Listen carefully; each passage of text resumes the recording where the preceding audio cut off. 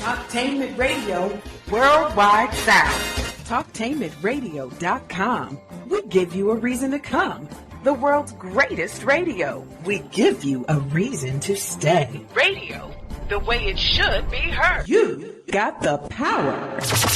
The views and opinions expressed are those of the host and guest and not necessarily those of TalkTainmentRadio.com, the management, the staff, or K&E World Network, LLC. So, but we're actually going to jump right in to our first guest. So Sal Bardo is a filmmaker that's making a lot of kind of waves in the independent queer film. His short film Requited premiered in Seattle International Film Festival and won the Audience Award for Best First-Time Filmmaker at Real Affirmations in Washington, D.C.'s International LGBT Film Festival. And he followed that up with an amazing film called Sal about being kind of gender nonconformative and bullying, which is a big deal in our community. And then now his third and newest short film is called Chaser. Like I said, that deals with kind of barebacking and kind of the bug chasing. And he has a new film coming out, or that he's working on, fundraising for, his first feature length called Pink Moon, which we'll talk about later. Thank you so much, Sal, for joining us. Hey, thanks for having me. No problem. So, Sal, tell us first how you decided to tackle this topic. Well, I think, society has so many hang-ups about sex and sexuality, especially gay sex, and I wanted to explore that a little bit, and also how the gay community has really, in my opinion, fetishized barebacking. And while I get the appeal of it conceptually, I wanted to understand the motivations behind it a little bit better. Mm-hmm, mm-hmm. And definitely Ori and Dale jump in as you see fit. But the film, we all three watched the film and it's actually up on YouTube.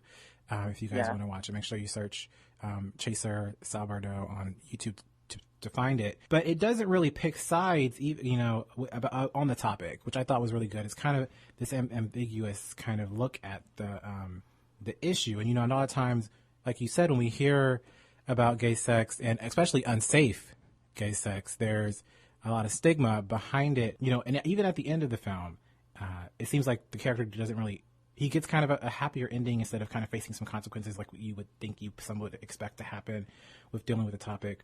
So was that kind of a deliberate choice, Sal, on your part, kind of show it that way?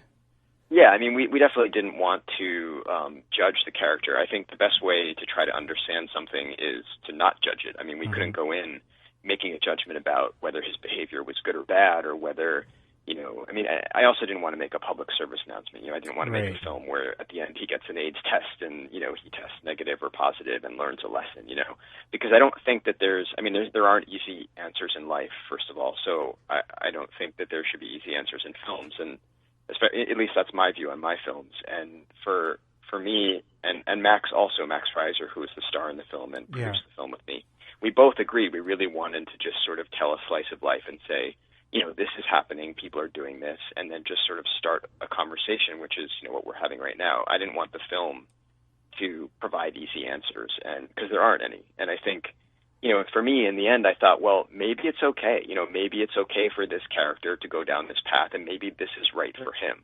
Right. I don't think this is a behavior that everyone should be doing, and and I personally don't have anonymous sex or have multiple partners without using a condom, but I know that there are a lot of people who do that, and I'm not here to judge that, really. I just wanted to start a conversation because I felt I was encountering this, and I felt that people weren't aware of it or didn't want to talk about it, and for me that's suspect. I think when people don't want to talk about something, that's my first instinct is to talk about it. I was like that growing up at the dinner table too, and that's sort of my personality. So I'm kind of curious too, and maybe you can give some insight to the character, because it's a short film, so we don't get to know a lot about him. But what is his family? Well, I know he has a close relationship with his sister, but I'm kind of curious as to what goes on in his mind that leads him down this path. Well, that's actually the girl I think you're talking about. It's actually not his sister, but it's his sister-in-law. Right. He, their first. Yeah, it's easy to confuse, but he, dated this girl. You get the subtext from their conversation that years ago, probably in high school. On the porch. Yeah, and they're sitting out front, and he says, thanks for, I'm glad you married my brother, and Yeah. so his brother is sort of the ideal. He comes from a conservative Jewish family, and so his brother is sort of the ideal, Jewish son. He's wearing a button-down shirt. He probably has, a white-collar job, and he just got married, and he just bought a 4-bedroom house.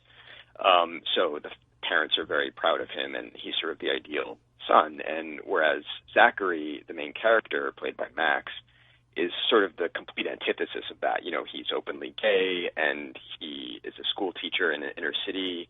So for us, the character in Chaser is he's from a conservative Jewish family, and he feels alienated from all of that, and he feels disconnected from his community. So this was a way, there's many motivations. There's a wide array of motivations for why people do anything in life. And so for us, we just created a story to try to explain why one character might go down this path. So this was a way for him to, feel like he belonged somewhere. And it also represents a rejection of the gentrification of the gay community, a rejection of the traditional behavior and what's considered quote unquote normal. So and I think a lot of people in the barebacking world view it that way. So yeah. Yeah, I think one thing that I realized, when I was watching the movie and I heard a line, about condoms saying, the guy that was standing outside of the party and he said, no condoms, it's rude. That really struck me for some reason, because that's such an opposition to kind of what we're told in the gay community and what is taught in the gay community. Does the community, the barebacking community, as you kind of researched and as the character researched for this movie, is that something that is realistic, that perspective? Yeah, and actually Max had sent me a profile that he found on Adam for Adam, and it was a guy who was looking to have bareback sex, and I believe he was HIV positive. And his profile, so when he forwarded it to me, his profile in big all caps, it said, "No condoms, it's rude." And I thought, and I don't know if he was joking, but it really struck me the way it struck you, as that's a really interesting way to look at it. And I think that there are people within, there are sort of strict militant, bareback sex people who have sex only without a condom, and they're very strict about that. They refuse to have sex with condoms.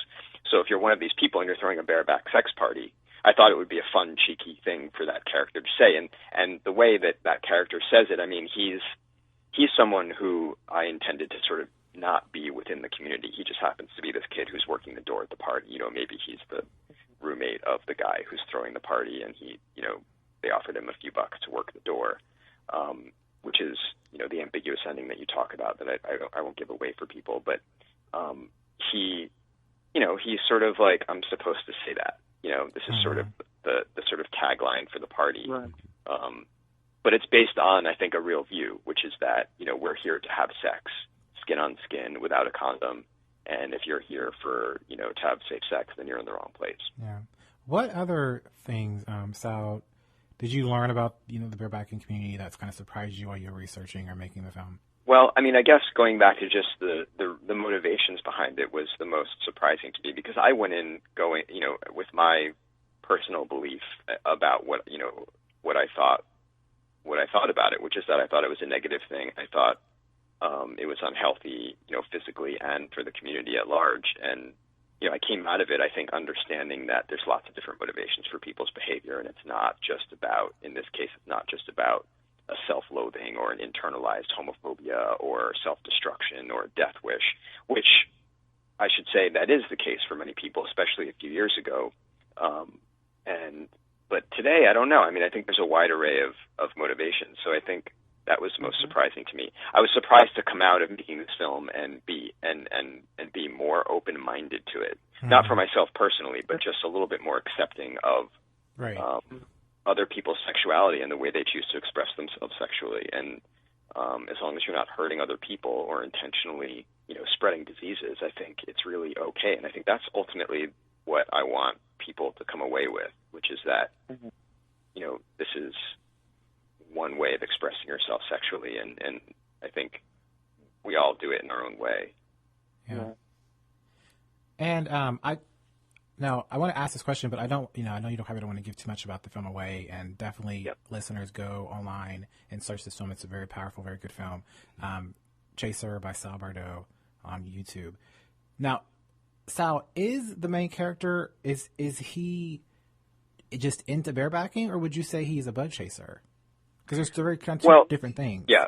Well, we went into it, and everyone asked this question, and I think the title is a little misleading. I don't regret it because I do think it's a catchy, sort of provocative title, and it does, it doesn't necessarily just mean that he's a bug chaser and specifically looking for HIV. It's not called bug chaser; it's just called chaser.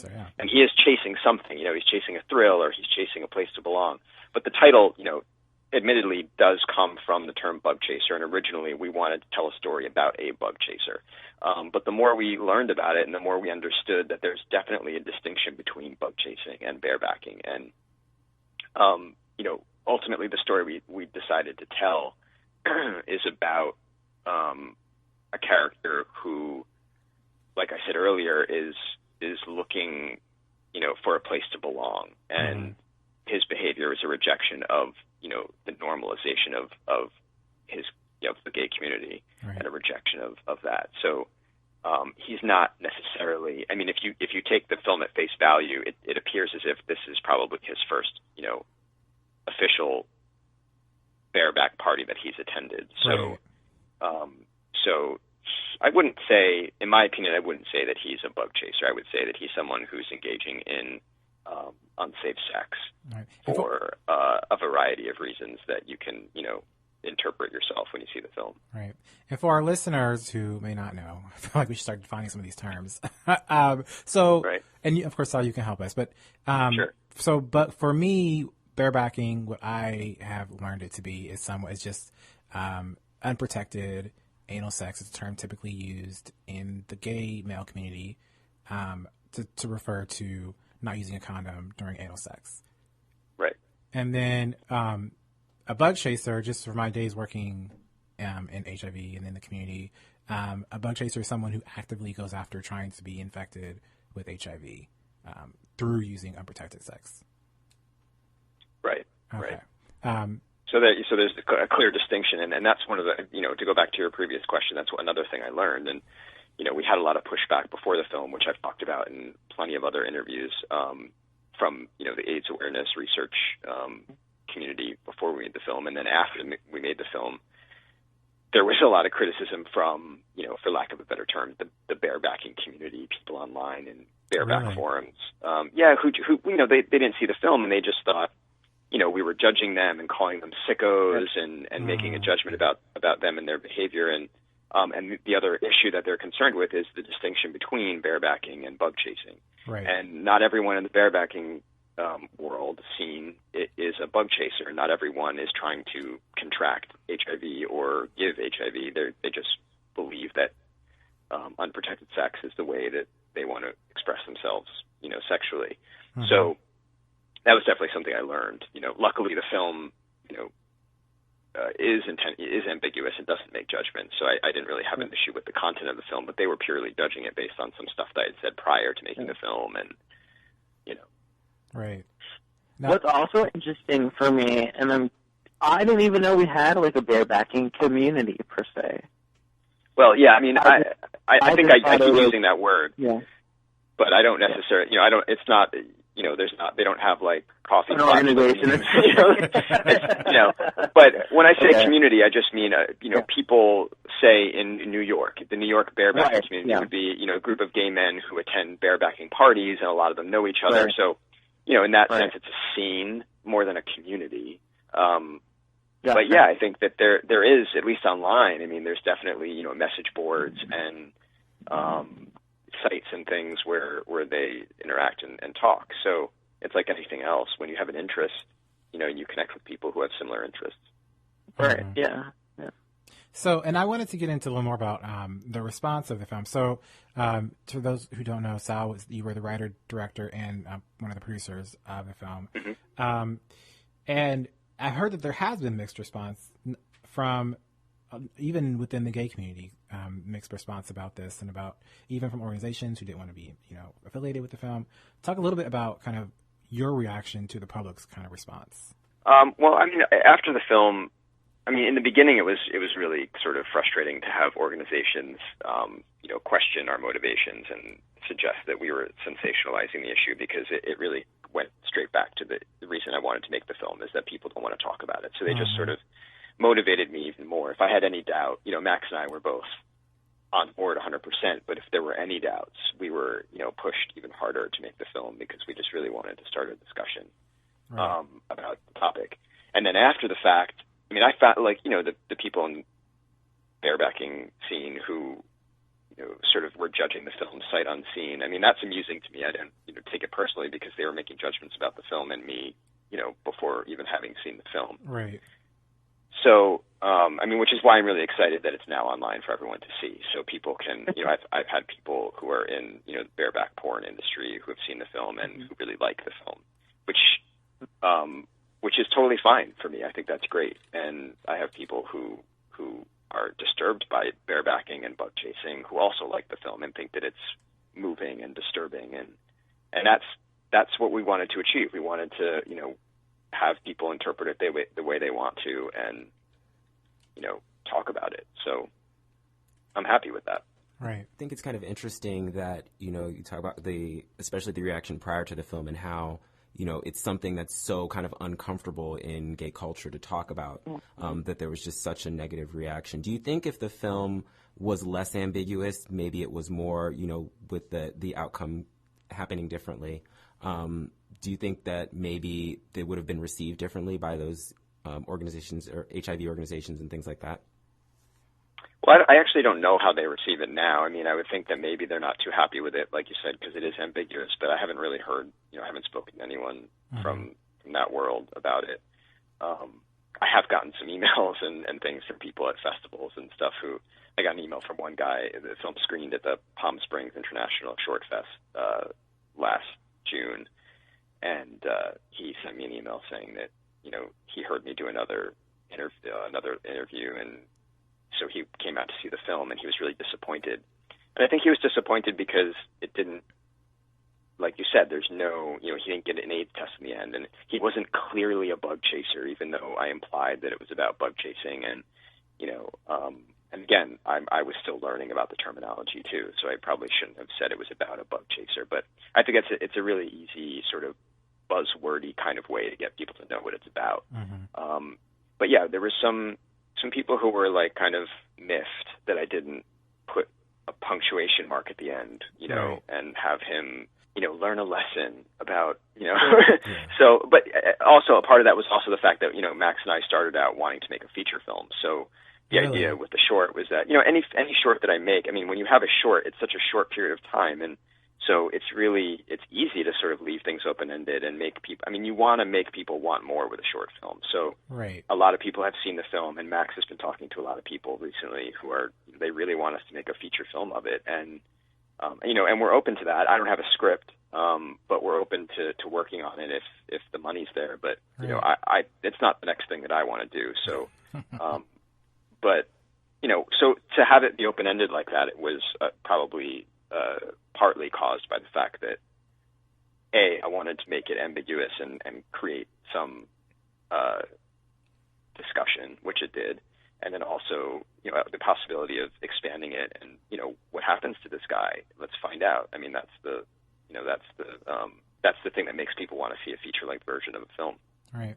And, truthfully, that's why I was so taken and fascinated by the film, because there was no punctuation mark at the end. And it's definitely starting this conversation, which I think is so important. I mentioned earlier, and I mentioned on the show several times, I have a background in HIV work, and because we always vilify in our community people who bug chase, as it were, or who bareback without looking at the deeper issue of what is the motivation behind it. I think that's so important, the motivations behind people's behaviors, and that's how, whether you agree with it or not, that's how we kind of come to common ground and figure out what's really going on.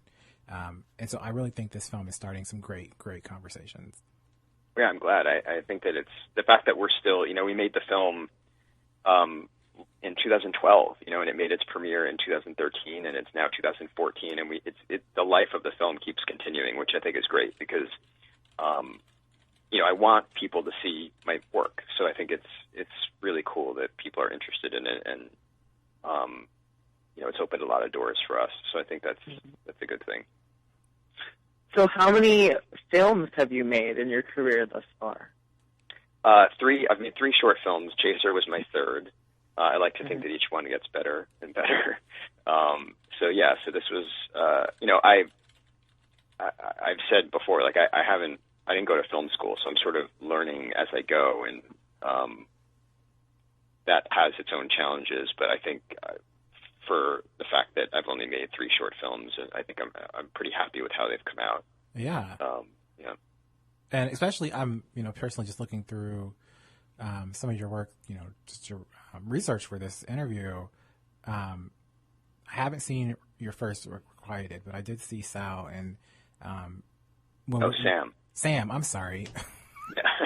No, it's okay. People call me Sam all the time. Whenever if I'm emailing them about Sam, they'll call me Sam. Yeah, it's really funny. But no, Sam was such a really good look, and a really good another ambiguous look into just gender and youth and how they deal with gender and bullying. And I just your work is so.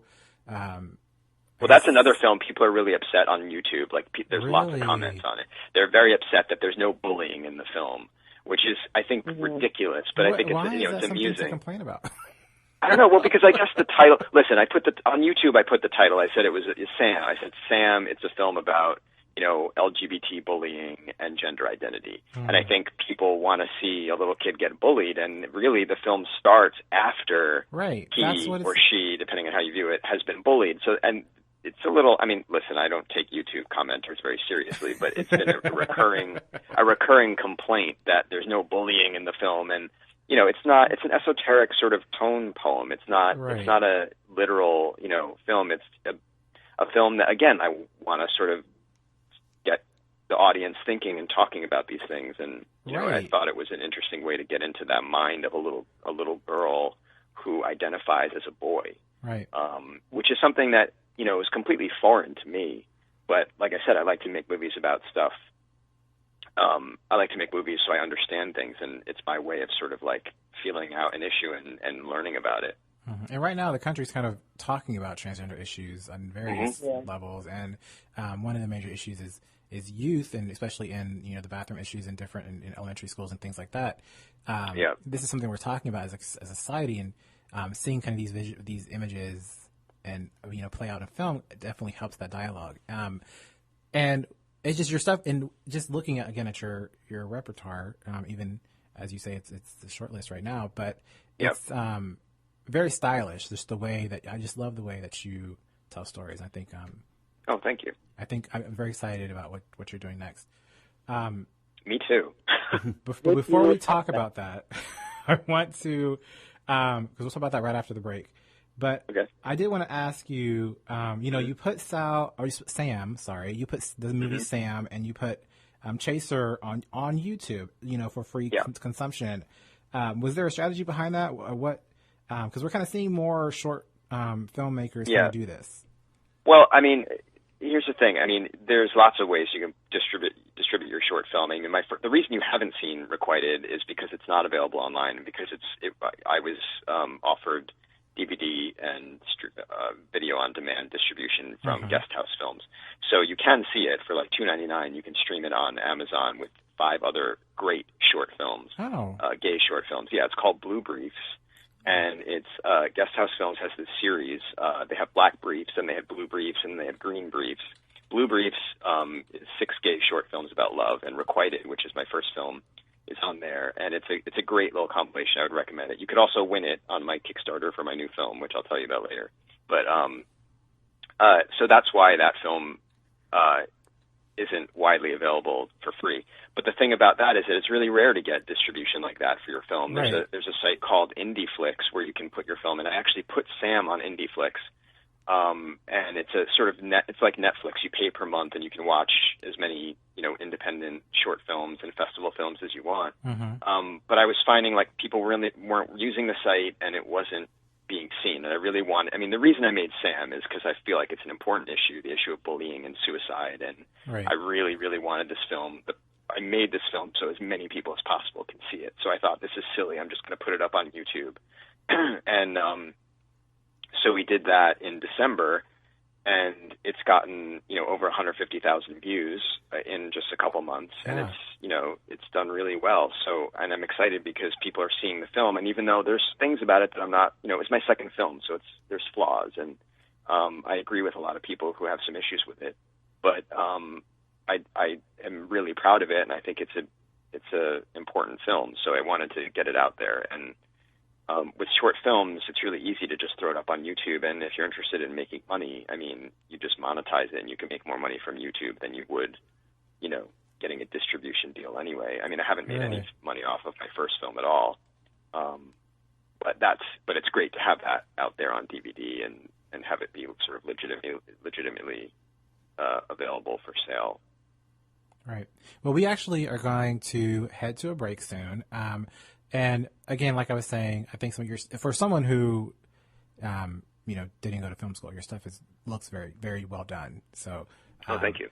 No problem. We'll talk about his new piece, Pink Moon. That's going to be a feature, his first feature, after the break. We're in the middle of talking with filmmaker Sal Bardo, joining us to talk about his film Chaser and about barebacking and buck chasing in the gay community. But now we're going to move on to his newest kind of endeavor. And Dale, go ahead and get us into that. So we also posted on our Facebook status. We're very curious about your new project, Blue Moon, correct? Pink Moon, yeah, and Pink Moon. Pink Moon.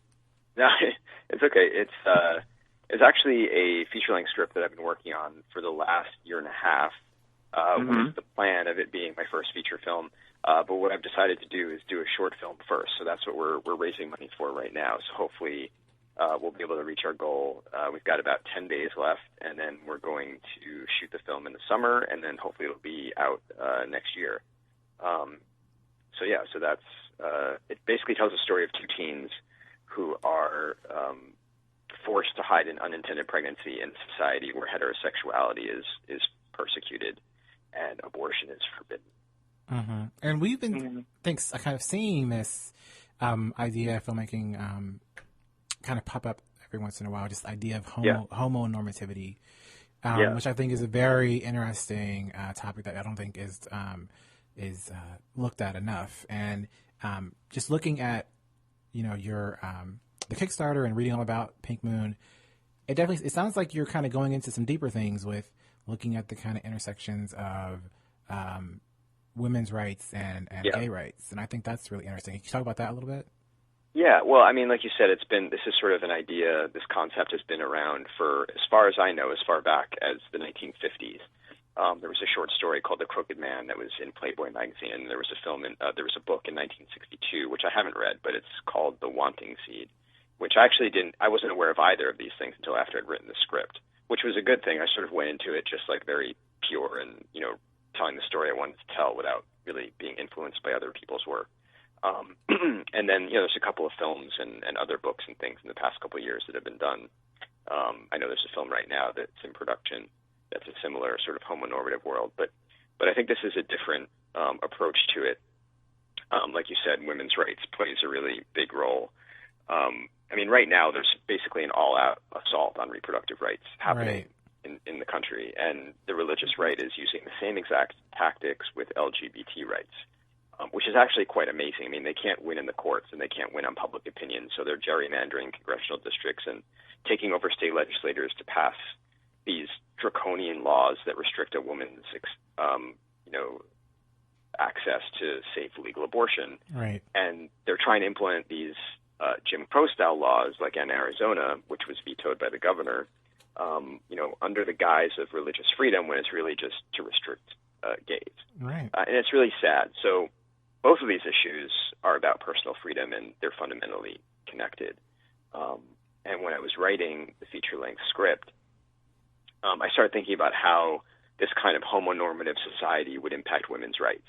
Right. And it would basically push us back to like 1960s America before Roe v. Wade, or potentially the future if Republicans get their way and make abortion effectively inaccessible. So for me, I thought it was a really relevant way to add another layer to the story, and it's sort of taken over as the focus for me. And for the short especially, I really sort of took that and made it the focus of it. And I'm really excited and proud of it. I think it's going to be my best film, and as long as I can raise the funds to make it the way it needs to be made, I think it's going to be a really great movie, and hopefully it'll be a stepping stone to then make the feature, which I'm also really excited about. Yeah, it looks like it's going to be really good. Where are you in the filming process? Have you even started? Besides No. I mean, I'm very much like, I like to do things one thing at a time. So, I'll work on the script and make sure it's exactly the way I want it. Then I'll work on fundraising. And I've done a little bit of casting. Like right now, Brandon Tyler Harris, which is this great up and coming actor here in New York. He's cast as one of the main characters in the film. And I have some ideas for some other characters. There's a couple name actors I'd love to get, but I don't know if it's going to be possible. So we'll probably just do some casting. Like I said, we have 10 days left in the Kickstarter, and we're about 46% funded. So in the next 10 days, we're hoping to raise another $5,000, which I'm confident we can do. And once that's done, then we'll start casting, and then we'll probably shoot in June. So it'll move pretty quickly once we get going. All right, so make sure everyone out there, you go to the Kickstarter, support this film. We posted it on our Queer Minded Facebook page. So great. Yeah, you can also find it on my Twitter at Sal Bardo, Bardo, or on Facebook. Let me check what it is. I think it's facebook.com/Pink Moon Movie is our Facebook. So you can find all the links and all that stuff there. And obviously, we'd appreciate the support because I think it's going to be a special film. And, I can't really make movies without people chipping in and helping me do it. It's like it takes a village. Right. So. And you're giving away some interesting things if you participate in the Kickstarter and donate some money. Yeah, we've got some great rewards. I mean, like the DVD that I talked about earlier, Blue Briefs, with my first film on it. So if you make a pledge of $150 or more, you'll get an autographed copy of that. And then we've also got a really cool reward. Actually, we have one left for $250. It's actually just for the $250 pledge. You'll get a portrait photo shoot session with the amazingly talented photographer who took the promotional photos for the film. So if you go to the Kickstarter, you'll see the photos of Brandon and Alexandra, who's a model who we shot for the shoot. And there's these beautiful photos that he took of them. So he offered to do 3 sessions, and we've got one left. So yeah, I'm excited about that. I think that's going to be really cool. How did you come up with the name Pink Moon? Well, there's a Nick Drake song called Pink Moon, and it's sort of, actually in the film, it's just a coincidence that song is named that, and I happened to be trying to come up with a title, and I heard the song, and I thought, well, this makes perfect sense, because in the movie, it's a fictional, it's not science fiction, but it's a fictionalized world, this homonormative world, and you see, especially in the feature, you see there's a moon, so the entire feature film takes place throughout one moon cycle. A 30 or 28 day or whatever, 29 days. And the moon is pink. So it's the one element in this world. Like if you watch this movie, everything sort of seems like our world. Everything is normal, except for the moon is pink. So that gives you a little hint that this world is not quite the same as ours. So it's and then I heard the song and I thought, well, this is a perfect title. I'll just call it Pink Moon.